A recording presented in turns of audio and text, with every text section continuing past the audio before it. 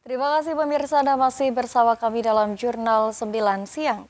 Penyelesaian kasus perpajakan tidak harus dengan tindak pidana yang berujung memenjarakan wajib pajak, melainkan dengan pendekatan keadilan restoratif yang lebih manusiawi yang menguntungkan negara maupun wajib pajak.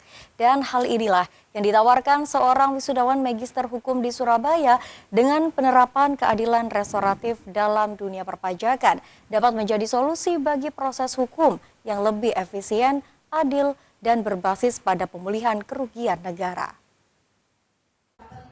Penyelesaian kasus perpajakan tidak harus dengan tindak pidana yang berujung memenjarakan wajib pajak, melainkan dengan pendekatan keadilan restoratif yang lebih manusiawi yang menguntungkan negara maupun wajib pajak.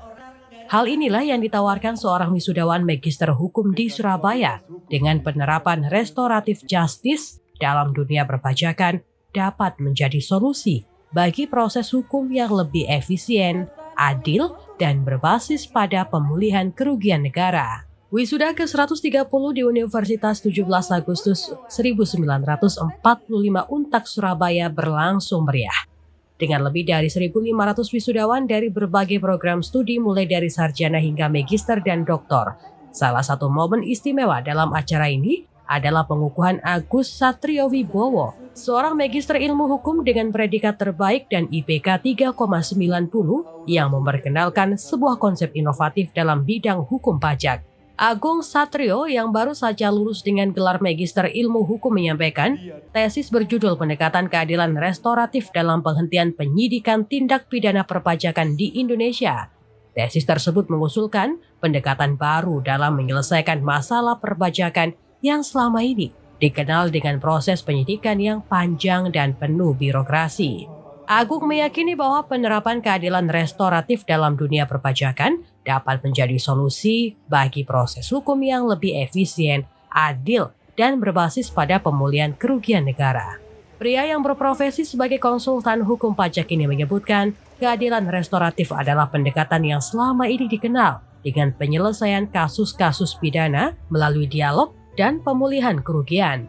Pendekatan ini berfokus pada penyelesaian masalah dengan cara yang lebih manusiawi dan meminimalisir penggunaan hukum sebagai solusi utama. Dalam konteks perpajakan, keadilan restoratif memberikan alternatif yang lebih efektif dibanding pendekatan retributif yang lebih mengutamakan pemberian hukum.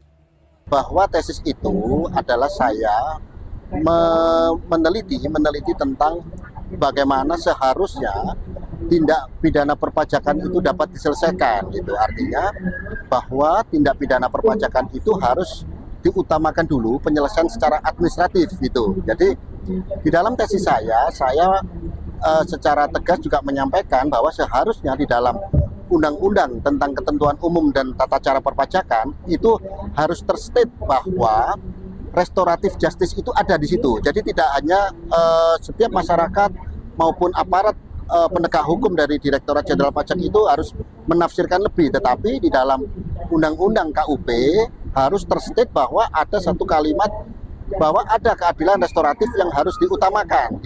Dengan pendekatan restoratif yang lebih manusiawi dan efisien ini, diharapkan dapat tercipta sistem perpajakan yang lebih adil, transparan, dan berkelanjutan. Penyelesaian masalah perpajakan yang lebih cepat dan tepat sasaran bukan hanya menguntungkan negara, namun juga mengurangi beban wajib pajak dan memperbaiki iklim ekonomi di Indonesia. Dari Surabaya, Ali Husnan melaporkan.